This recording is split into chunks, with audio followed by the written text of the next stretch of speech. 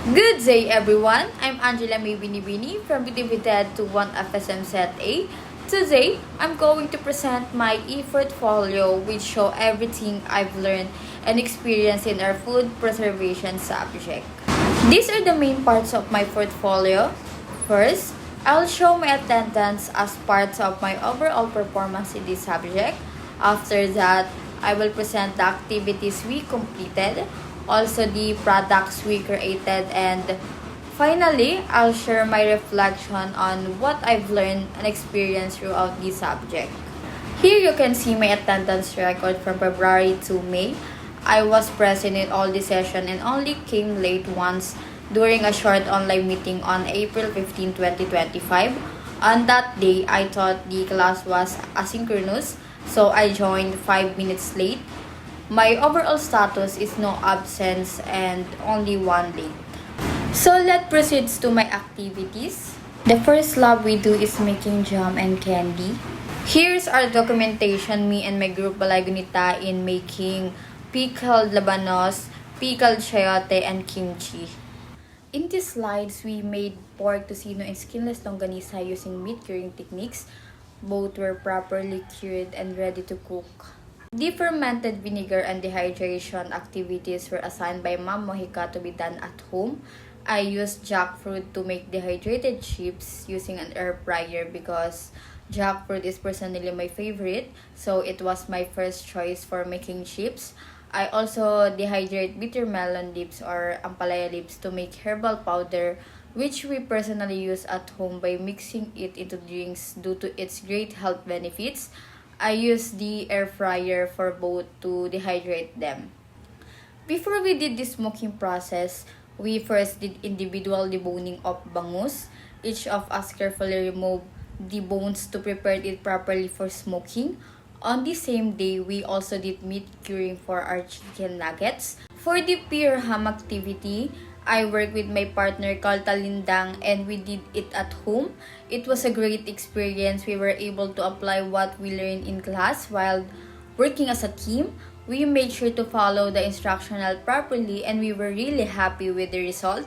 This was also part of our instructional activity and we were proud to say we got a grade of 95 out of 100. Lastly, may mango pastillas with mango jam filling and cookies and cream pastillas. I choose these two as my specialty since when I first tasted the mango pastillas with mango jam filling, I really liked the taste. I was happy that I made it well since the first time we made it, the texture was a bit sticky, but when I made it again for my specialty, I learned the right techniques and the texture came out much better. It was also different from the usual pastillas we see or we buy. Also, the cookies and cream pastillas was a new flavor for me. I thought of trying a new flavor and it turns out really delicious. My status here is complete. I have all my documentation and finished products. These are the food products we made and sold.